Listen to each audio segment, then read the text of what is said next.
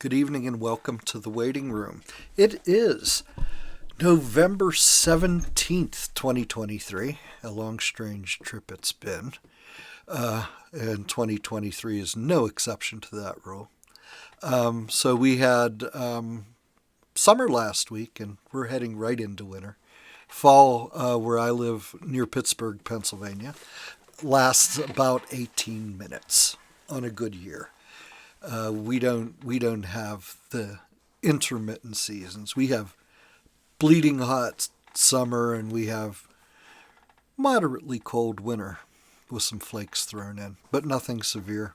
It is really interesting. I never talk about this, but I live in an area near Pittsburgh that's kind of an oasis. We don't have hurricanes, we don't have earthquakes, we don't have mudslides, we don't have volcanoes, and you're kind of safe here. It's like the safest place in the country. I hope. I absolutely hope. Anyway, we've got great music for you tonight, and we are also going to tickle your intellectual fancy tonight and talk about a project that was certainly given a lot of rather deep thought. I'm here with John Tuohy and Jake Siberon, and we're talking about a project of theirs, and it is called Xerosync with an X on the front and a C on the end. Guys, how are you doing tonight? Very well. Great. Thanks for having us. Oh, no problem. See, when this came out, it was kind of weird. When I received this from somebody else early, and I guess right when it went to mastering or whatever, and I didn't know who it came from. I didn't even know that it was you, John. I didn't see anything attached to it or anything. And when it came out, I played a couple of the tracks on the show already. Cool.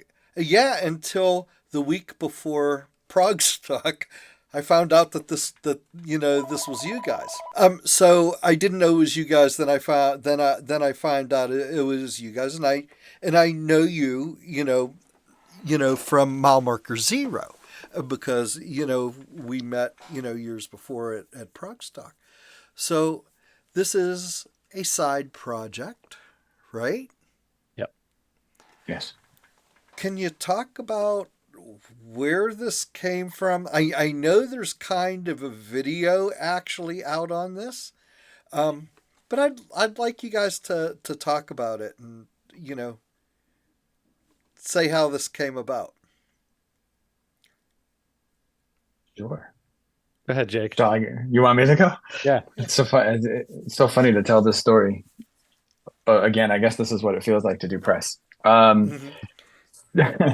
So John had recorded and arranged and gotten a whole bunch of musicians together to write this epic song, and he needed a mixer, and so he sent me all these files, and I was going to mix it for him. And it was through that process that I realized that there was this entire world with John that I wasn't familiar with, because we were sort of always working on Mile Marker Zero stuff together. And I know that, I remember seeing him play once, like a jazz bop gig. And I was like, oh, wow, I didn't know he could, he knew how to do all that stuff. So that was like the beginning of me learning more about jazz musicianship. And it's weird to think about that because I've known John for a long time, but as far as creatively working together, it was limited to Mile Marker Zero for, I would say, almost 4 years before this new stuff came out. Anyway, so I got all the tracks, and I'm listening to these amazing arrangements, and I'm like, wow, there's this whole other world that I don't know about with John. So we were talking on the phone one day, and I was giving him all kinds of compliments on his arranging and stuff. And he was like, we should work on something. What do let's do something. And I had this idea that I was already toying with, which was that I had always wondered, or let me say, I had always been kind of underwhelmed by the supposed synchronization of Pink Floyd's Dark Side of the Moon and Wizard of Oz. Now, I know that it was never meant to be played on top of each other, as far as I know. Um, and it lines up like a little bit, like it's lore, right? It's like it's one of those, the legend of it all. Well, But one, the truth is, I mean, just so people understand, if you looked at the music and the film separately, there's nothing in common unless you put them together. right, exactly. And even when Yeah. you do put them together, it's not loose. quite. Yeah, it's very loose. Loose. And so like I was at a symphony, and it was a Dvorak cello concerto, and I only bring that up because that's where this sort of moment came to me, as I'm watching this performance of back and forth cello and large orchestra, and thinking about dynamics and thinking about musical conversation and all these things. The initial thought, actually, and I don't even know if John knows this, the initial thought was, I wonder if you could sync up dialogue with music and like listen to, because there's a I don't know if you've seen this, there's a video out there of a scene from Always Sunny in Philadelphia. Okay. And there's a drummer that plays the rhythm of the speaking. It's really, really fascinating. And like he turns some of it into beats, some of it is just straight, with the thing. And so I'm watching this Dvorak thing. I'm like, oh, it is kind of cool how language and dialogue can be musical. And anyway, long story short, I'm weaving all through this. I get to this sort of, oh, it must be like the Pink Floyd Wizard of Oz kind of thing. And then I got to this final thing, which was like, I wonder if anybody's ever tried to do it to a film on purpose. And then I started going, oh, I wonder if I want to try that, one of those things. So so now back to the conversation I'm having with John, I'm like, actually, I was thinking about something the other day, and I pitched him the idea of what would it be like to sync music to a pre-existing media, in this case, a television episode, because I felt like a movie was going to be way too long to try to do it right off the bat. So I had done some research into the top 10 best television episodes of all time, and there was some Breaking Bad, and there was like a Dallas episode I think was on there. But sure enough, there was some Game of Thrones episodes, and it had just recently finished because this was in 2020. So I was just sort of like, oh, that might be cool. So I had already looked at the episode and had decided on this particular episode. So when John's like, we should work on something, it seemed sort of, serendipitous or kismet. I don't know how you want to say it. I was like, oh, well, actually, I have this whole idea. What do you think of this? And actually, John, I don't remember. Was your reaction like terribly, like, I don't remember your reaction too well. I know I wrote a reaction for you, but in our little film, but what did you think? I thought it was the coolest thing I'd ever heard, but it sounded like the hardest thing I've ever tried. Because, and this is something that that I've talked about in some of my little clips that I put up, but it's really true that, when you think about just forget writing a song, because that's one of the things that Jake said to me immediately was like, these should be songs. I want to write songs. I don't want to write, this is not a score, right? Where you have some liberties with the score, but scene timing and like action on the scene when you're watching something does have very little to do with songwriting and like, how are you supposed to line up all these different things. So it was a giant question mark for me. Like, I was like, how is this even going to be possible? I love the idea. I love the concept, but I don't know if we're even going to be able to do this without it sounding random and like, why is this happening? And it sound like the last thing I wanted to do was just write a bunch of weird riffs over something. And then all of a sudden it's like, and it has no continuity, right? Because the whole goal after, I'm going on a tangent a little bit, but the whole goal, once Jake and I had talked about it a little bit, was like, I was like, this sounds scary. It sounds really but it also gets me pumped up. And I'm like, but how do we execute this? How do we make songs work for something that is scenes and have everything actually line up? But yet, and Jake had said this emphatically in the beginning, I want people to listen to this first and not have any idea what we did. It has to be that good and that listenable. And that was the scary part. And it can't be about Game of Thrones. And it can't be you're overtly like, oh, Mhm. well, we're talking, it's obviously this. We're not castle metal type people, right? Right. Yeah. Castle metal. That's just not our thing. So yeah, that was sort of the initial impetus for this. So the Mhm. Castle Metal album comes out next year, We're, right? we're slowly all Working roads to castle backwards. metal Yeah, that's good. over a moat with some horses and Yeah. bareback cart. Gators or something in there, vipers of some kind. Yeah, I have a guy who Exactly. can draw the album cover for that for you. Cool. Um, yeah, Perfect. but okay. So you start talking about this, and this is really, to be honest with you, what I wanted to talk about. And I think John, people who listen to these kind of radio shows probably a minimum of a third of them are musicians or technicians or something like that. Mhm. So we're allowed to go all geeky crazy here if we need to. Not that I'm knowledgeable about it, but Nice. meshing the music with that episode that you're trying to sync it to, and making sure that the songs sound nothing like a soundtrack to it. Hmm. Because that was like rule number 1 or 2, right? Yeah. It wasn't Yeah. allowed to. And the lyrics for the songs had to be real world lyrics and not "I bash your ass over the head with an axe" kind of. Yes. Yes. Right. Right. I mean, no, I mean, but I can tell that, and I've listened to the album. Yeah, you'd never know. That's That's the cool part. that was the goal. So just maybe we can set this up so that the listeners know sort of how it was conceptualized once we And had maybe as you're doing this, pick even if it's from the beginning, pick a track that you want to play. I can play everything's cued. oh So cool. Okay. I'll have Jake think of what would be good for that while I okay, sort of tell you about the formation. So before we even knew if this was possible, Jay and we talked about it and everything, and I was like, this is the coolest thing ever. And I get hyped up with things like that are like seem very daring and bold. And I was like, I don't think anybody's ever done this before. I still haven't been shown that this has been done. So we might be pioneers, which would be great. But it was like, I don't even know what this is going to sound like. How do we do it? And Jake had the suggestion. He said, okay, so in my ideal world, Jake says every song, we'll each take the lead on every other song. So the first song will be me, the next song will be you, the next song will be me. And so we kind of traded leaders, if you will, for each song so that at least we could have some sort of basis. And Jake said, let me send one from the first scene. Let me try it. I have some ideas, and let's see if you think this doesn't work, let's just scrap it now because it's going to be an insane amount of time and work and other stuff, right?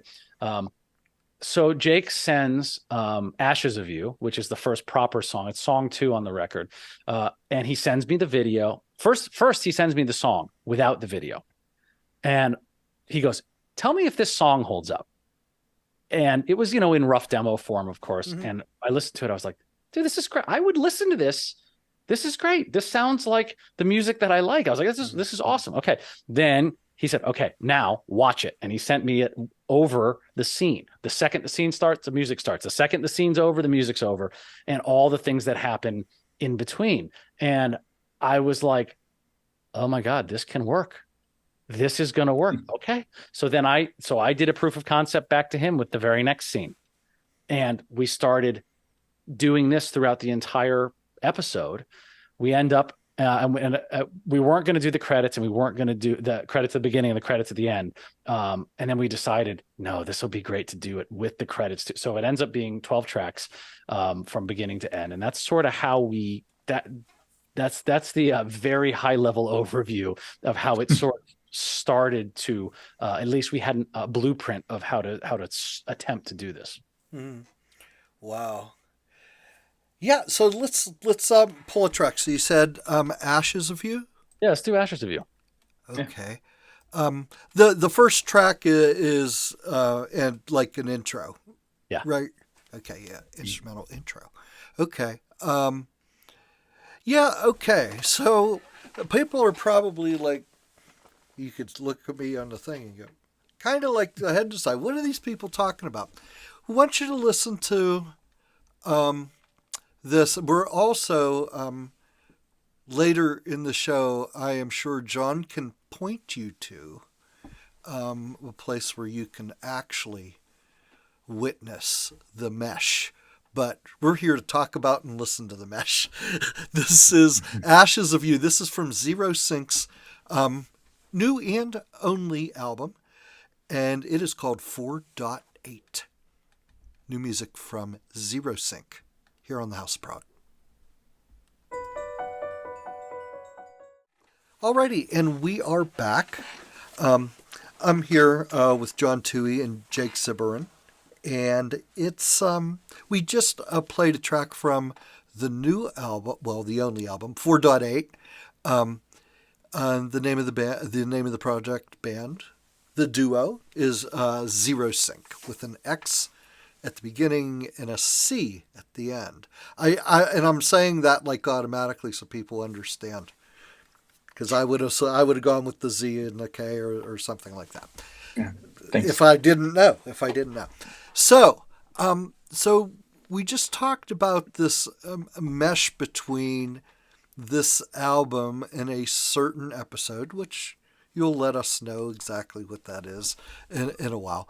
But could you talk about whether, okay, this is a different concept of an album, but is there also a concept album that is independent of that as well, even if all the timing and all the meshing did not occur? Because when I first listened to the album, I didn't know anything about it, and I thought it was really cool. And I played it. Thank you. But this adds like another like 3 layers to it, because not only, the songwriting and things like that, but also the technical ability.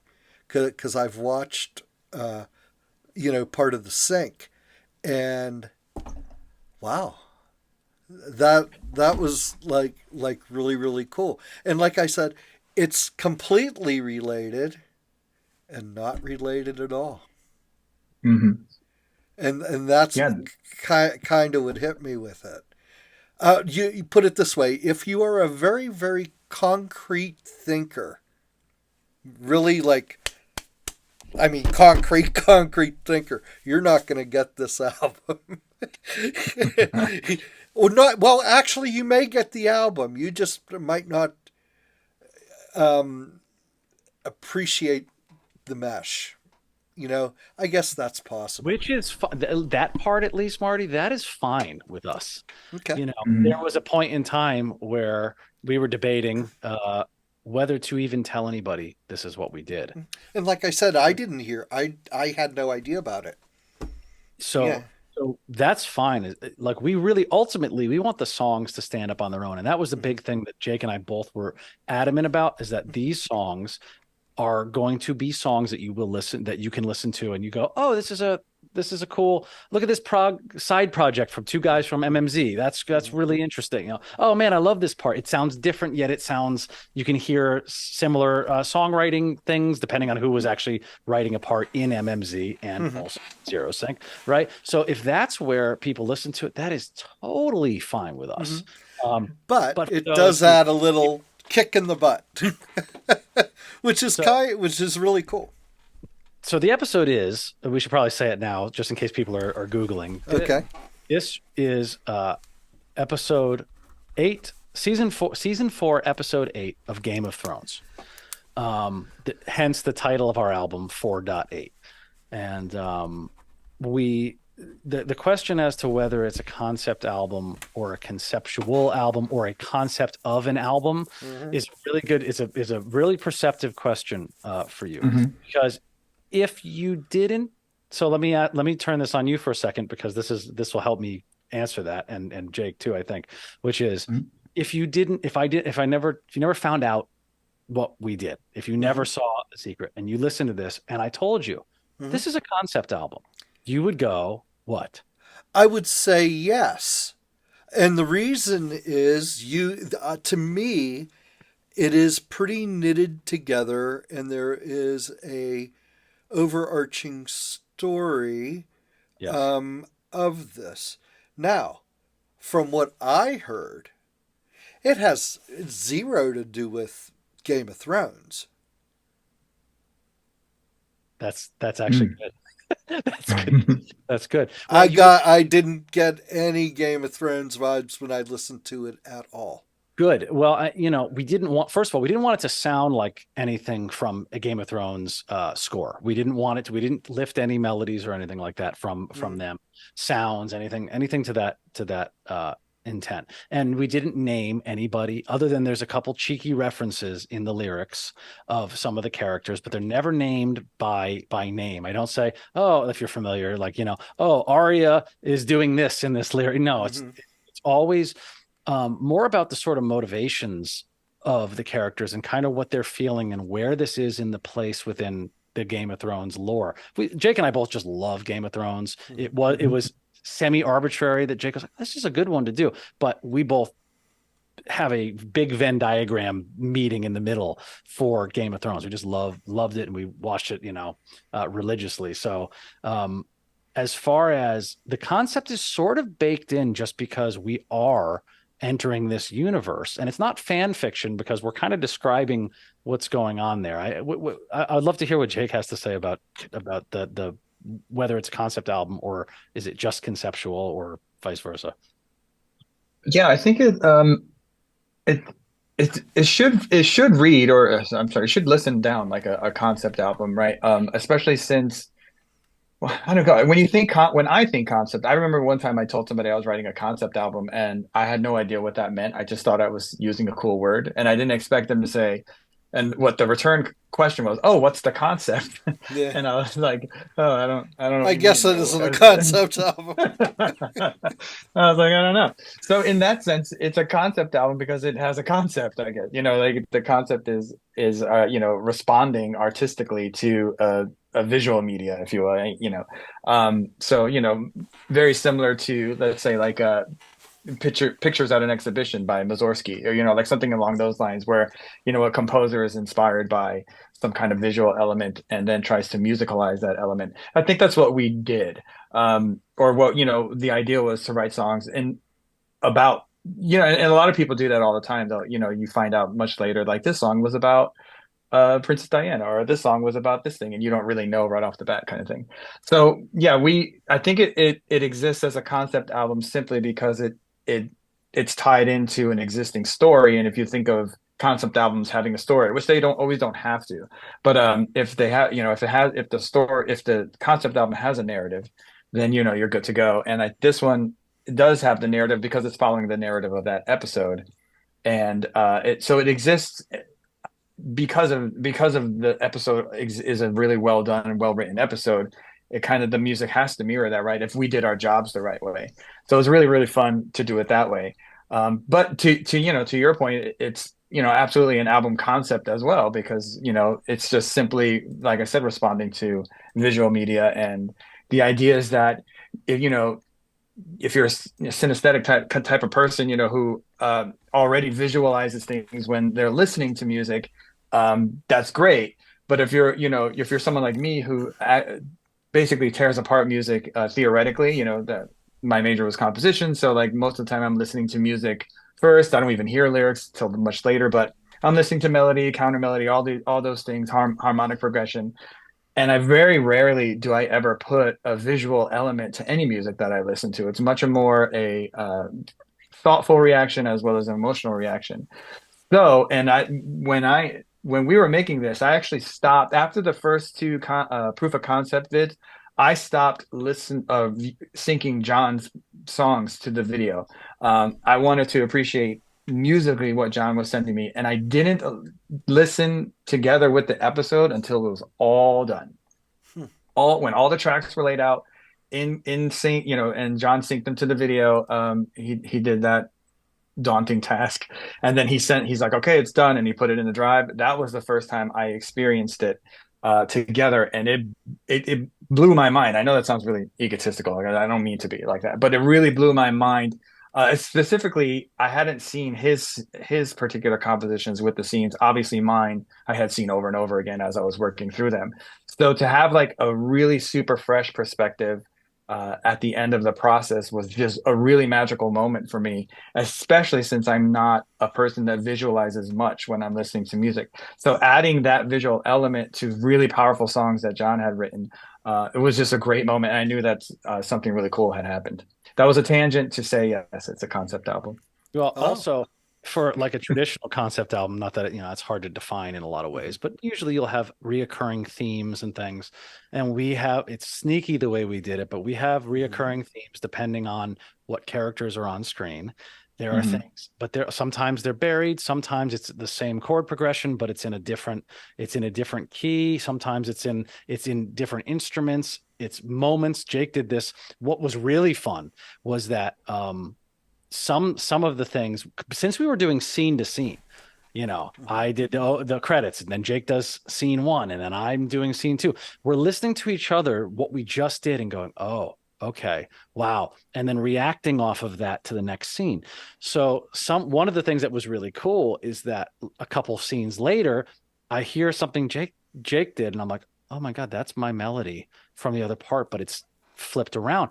Oh, well, that's because this character is in this scene as well as this scene, and this is happening, but it's a little darker, so it's in minor. Like, so there's these really cool, like you said, nerdy sort of musical things going on. It's almost like,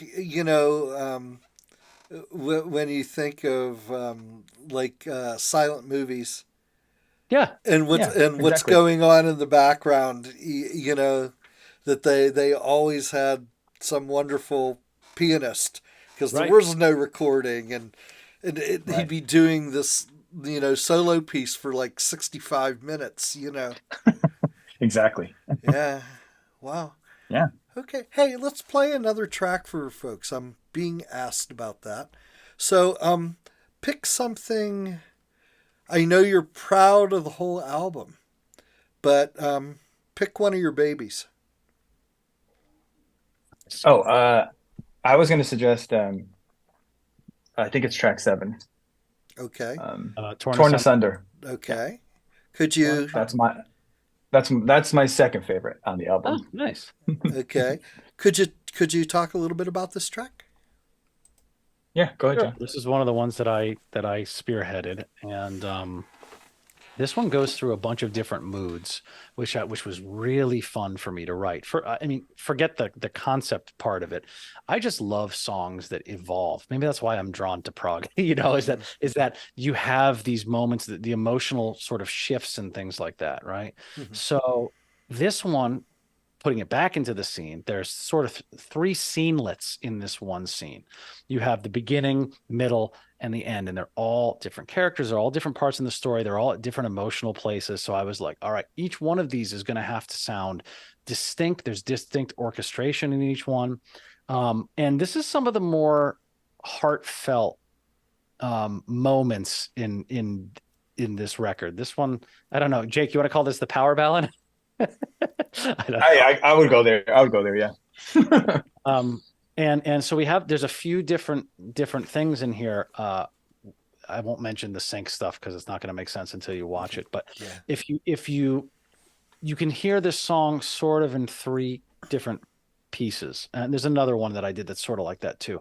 But this one has a lot of different influences in it. It has, so I should say, instrumentally, what we ended up doing was, for most of my tracks that I spearheaded, I would lead sing.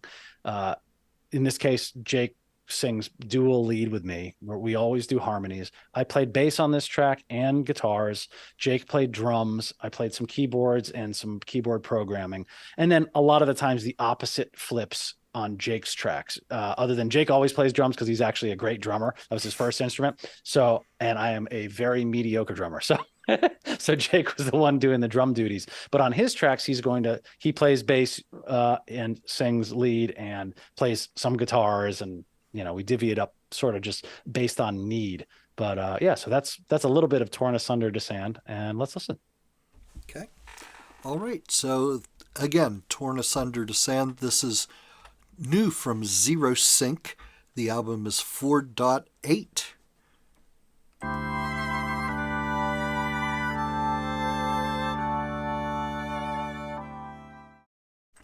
And we are back. I'm here with John and Jake. And they are collectively for this side project known as Xerosync. The new album is called 4.8. Could you, before we move on, 4.8? Yep. Could you Season elaborate on 4.8? Sure. Season 4, episode 8. Oh, I did. I'm sorry. You went right past me on that, and I even wrote it down. Yep. 4.8. Okay. Yeah. Of Game of Thrones. That's where the episode. It was cheap did. when we named it that way.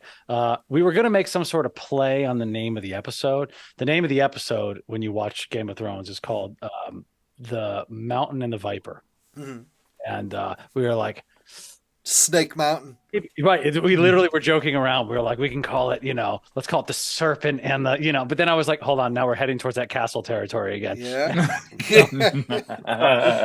you don't want to go full castle, right? No. We have half castle with the song Deception and Cunning. There's some castle stuff in there. Okay. But yeah, that's what 4.8 is. Okay. I wanted to find out, because people are messaging me. They want to know where you would get the most bang for the buck on this when people want to buy it, and where it is otherwise also available, and in what formats. Sure. Okay. So for now, this is what we have. First of all, you can listen to anything on any of your favorite streaming services. If you Spotify, Apple Music, Amazon, if anybody is fans, which a lot of these people might not be because they're really old school, awesome people. But if you are, and you're driving in your car, you want to listen to it, just look up Xerosync, Xerosync, and you will find our album there.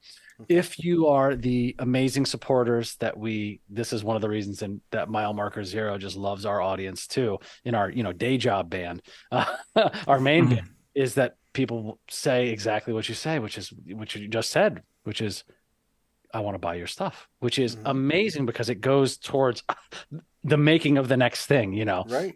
Which is incredible. But so you can find our album on Bandcamp. It's xerosync.bandcamp.com. And you can get there any format you'd like of that. It comes in FLAC. If you're a FLAC person, it comes in waves. It comes in MP3s, whatever people like to listen to streaming wise. Okay. We do not have any physical product yet. We're hopefully going to be doing that. We need some more awareness before we were to print this in order to cover the costs. But that's where we are so far. And then we can talk about, maybe at the end, we can talk about where you might be able to, because we haven't publicly announced this quite yet, as to where to actually see the sync going on. Ooh. Okay. That's called a teaser, right? Yeah, that's a teaser. I did want to play another track, and then we'll start winding up. Actually, I'll tell you what. Before we do that, both of you, could you talk a little bit about both of your musical influences? Jake, you talked a lot about classical and things like that, so I have a feeling that I think you both are musically educated, right? Yeah, correct. And you're John, you're a teacher, right?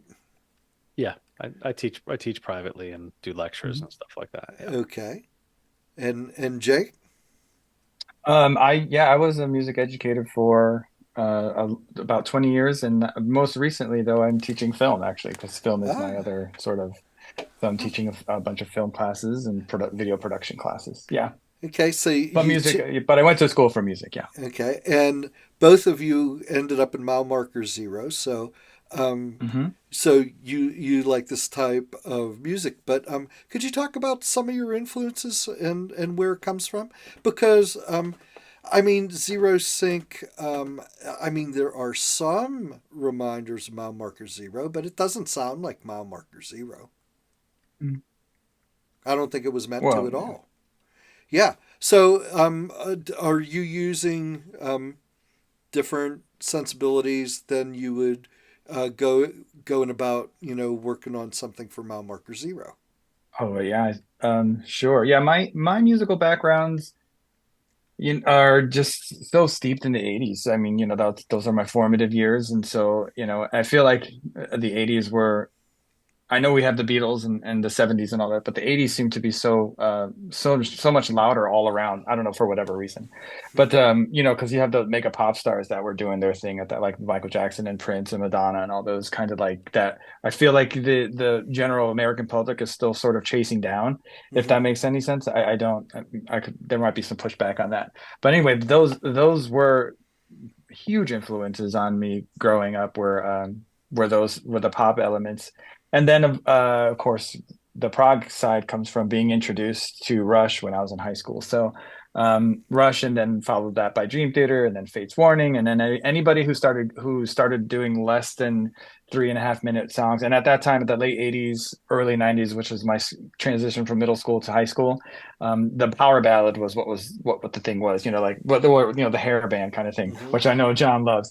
But I don't know, like John likes the good power ballads. I don't know if like Bon Jovi's This I Swear to You. What's that song that Bon anyway, I'm not gonna talk bad about. It definitely went too far, don't you think? Like there was like by the end of that, the power ballad was sort of to be really formulaic and Never too far maybe for power ballads for me.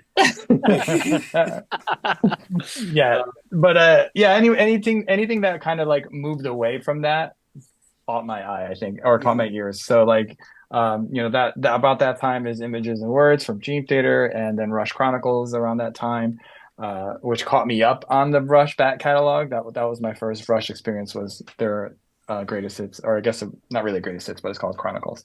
Mm-hmm. um yeah, so and then that was when I went down the path, and then I ended up being going to music school. And I think John's going to agree with me here, is that that's where sort of you get, I mean, just you get everything there. Like you're anytime you're walking down the hallway, you have a choir here, you have an orchestra there, you got jazz combos here, you got percussion ensemble, or there's a whole bunch of things going on. So my mind was just blown wide open, specifically in the jazz world, which is initially what I started out doing, was playing jazz drums in school. So, anytime in the school music school life is pretty much 6 to 7 hours a day, you should be practicing, which I tried to commit to. So, and by practice, more than just me on my instrument, Mm-hmm. a lot of listening, a lot of taking apart. And then I eventually veered towards a composition major when I realized that I needed something more than just straight up bebop, which I love. Don't get me wrong. It was just that I was hearing all these things coming from the classical world as well, and really wanted to know about that. So my musical influence, to wrap it up, started out with your basic radio pop tunes, and then it Mm-hmm. just kind of veered into this world of experimentation and that kind of thing. Cool. John. Okay. For me, well, Jake and I are both mutts in a way. Uh, we would definitely not consider ourselves purists in sort of any form. Although I love purists. I'm a big fan of people who are purists because they keep whatever their flame is alive. But I True. always just loved music ever since I was a little kid. One of my first memories is my dad playing guitar to me to get me to go to sleep when I was young. So I've always loved music. And so for me, I always felt like I was a couple decades behind. I never really listened to a lot of the current thing growing up. When I was growing up, it took me later to appreciate it. So for me, it was growing up. It was a lot of classic rock bands I loved, and I still do. The Eagles, the Mm-hmm. Beatles. I got into Van Halen in high school, and I was like, "Oh my god, this is amazing!" And the guitar playing is incredible. Maybe I actually want to be like a serious guitar player. I was like, "Oh, I have no idea what's going on there." And of course, very similar to Jake, the first thing I found was Rush, and I was like, "Whoa, this is crazy! I never heard something quite like this." And my uncle introduced me to Yes, and I was like, "Whoa, oh my God, this is like Rush, but it's more like or classical, like Jake is talking about, and then their orchestrations and the way they put things together. And then, of course, through that comes Dream Theater, where they were doing amazing things at the time, and were not nearly as big as they are today. And I went to school and I also studied jazz, and so then I would start to get turned on to some of the great players, not only guitar players but horn players, piano players, and started studying that language for a long time. But I've kind of always been a mutt as far as the things that I love. I've never been a genreist, if that makes any sense. Sure. I've always loved particular artists and albums, but I could care less for 50 other things that sound like that. I really love the unique people in every space, and that's the thing I gravitate towards, whether it's prog, whether it's classic rock, whether it's classical music, whether it's jazz. I'm always looking for that unique thing, and then Jake knows me. I get insanely obsessive, and that's the thing I try to learn and play and listen to. And of course, all that gets mixed up in your DNA after a while, right? And so that's why some of the things you hear on the Xerosync record, which is different than MMZ, is that Jake and I sort of were able to explore a little further some of these other things. Enemies Are Friends has a string quartet that Jake wrote, and that's him playing clarinet, and it's like the intro is like this string quartet, and he wrote that. I mean, it's like a legitimately written piece. He's not just messing around. It's like it's actual, with counterpoint and all these things that you would find in a classical composition. So anyway, that's a long ramble to tell you that we come from a lot of different things in different eras of our life. And that's kind of what I wanted to point out. This isn't like but what I would say also, and we always get down to this, is it really comes down to the songs. Yeah. Yeah. And they're really good, and they happen to sync up. Right. Right. That's the goal. Yeah. Right. And that's the way I look at it. And it's like I'll give you the answer to the concept album thing. Mm-hmm. It's a concept within a concept. Oh, this is like the inception of concept art. Oh no! Don't start talking about Inception. Wait, are we in the movie? Is this still a dream? Wait. No, I've been watching Inception for the last 7 years. Right? It's all been a movie. The last 7 years exactly. since the movie came out. Sure. We've all been sitting on our couches, just dreaming. Yeah. The dream within a dream within a dream. Oh yeah. See, what happens sometimes is I get people on the show here, and we end up talking about like science fiction movies and stuff like that, or science fiction series. And that's why I said about why I advertise to science fiction. These are our folks, Right. And I think part of that really is they're not afraid to think about what they're watching, like we are not afraid to think about what we're listening. Yeah. And I think that's why there's a lot of overlap. So, really. Guys, what else would you like to play? And remember, this is a Prog station, so you don't have to limit ourselves to shorter tracks. But to be honest with you, I mean, you have one track on the album that's 8 minutes, and really that is the longest track on the album. And it's probably because of the sync issue, right? Right. Exactly. Or that's how the song came out. Well, it had to be. Well, the thing is, whatever scene is, it had to be exactly that amount of seconds. Right. So whatever we were writing, that was our one big constraint, right? Other than how do we musicalize what you see on the screen? But I listened to it after that, at least chunks of it. And I never thought it felt forced. Good. That was the hardest part. That was the hardest part for us, is to be able to do that and to make it not feel like, why do they jump there? Wait, why is this? Hold on, that sounds weird. Why is this song over? We wanted to make sure that didn't happen. That was the number one priority for all the sort of nerdy muso things we've talked about. It's like, we want these songs to hold up on their own. Hopefully they get up on a playlist someplace and people are like, oh, this is great. And then then, like you said, sort of the deeper think about it dive when it goes in and you listen to something and you watch Enemies or Friends, or you watch Time Runs Out, or Last Night on Earth, and you sort of see Oh all yeah, these that's when little Paneer moments. crushed dude's skull, right? That's a That's time. right. Yeah, that's Time Runs Out. Yeah, Oh, Yeah. okay. See, runs I out. figured there had to be one of those in there, right? Right. Yep. It's That's like it. my wife likes to watch Vikings, you know? Oh yeah, there you go. Yeah, yeah, yeah. Yeah, Hmm. and it's like, oh my God.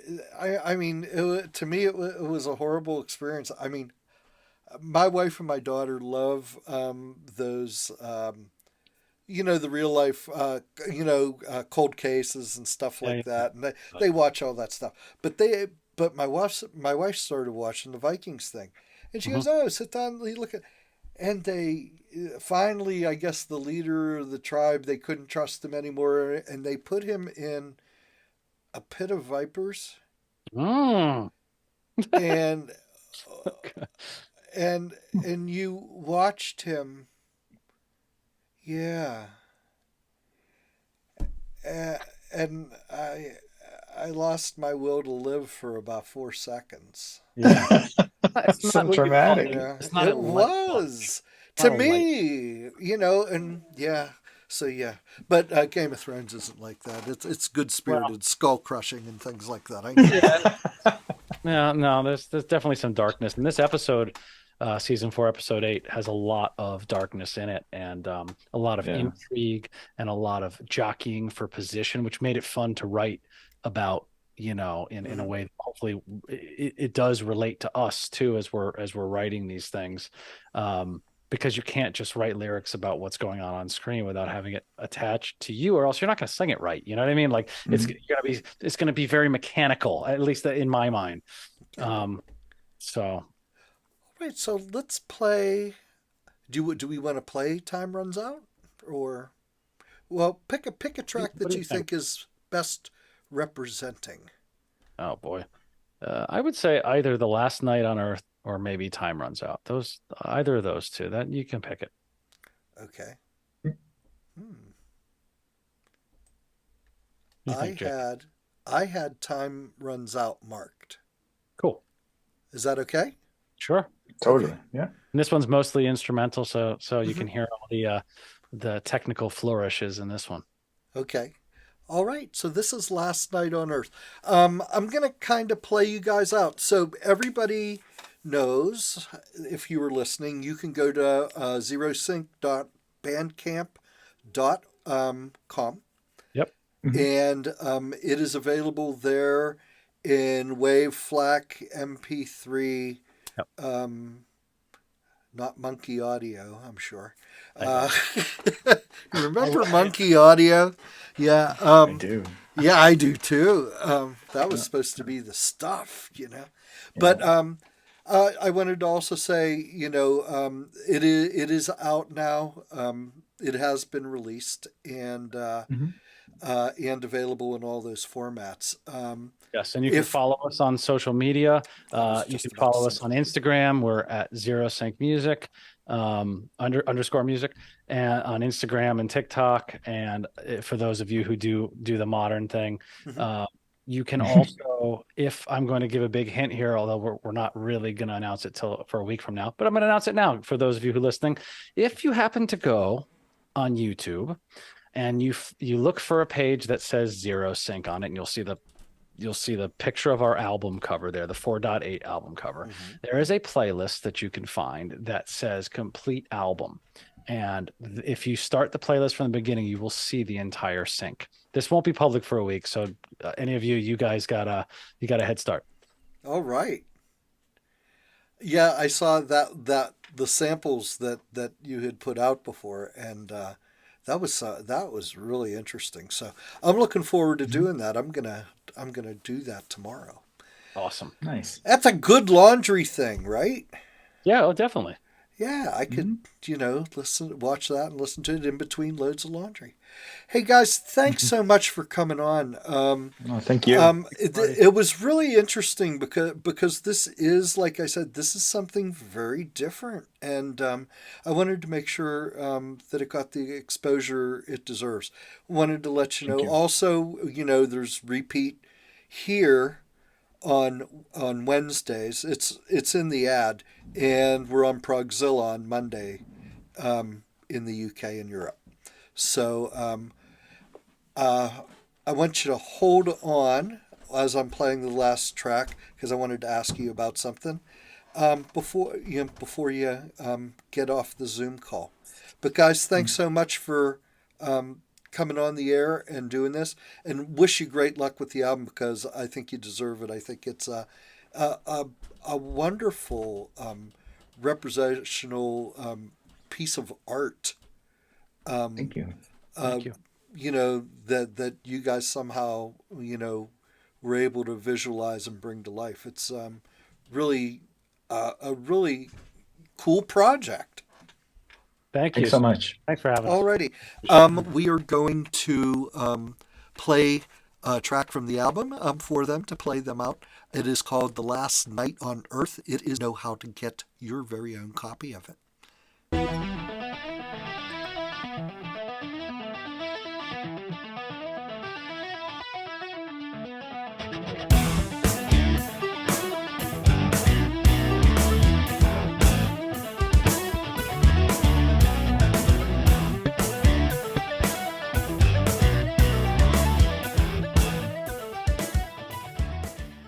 Wanted to thank John Tuohy and Jake Siberon for coming on, and that to me, I mean, like I said, it's trying to advance the cause and pushing the envelope really creatively, and wow, I appreciate that.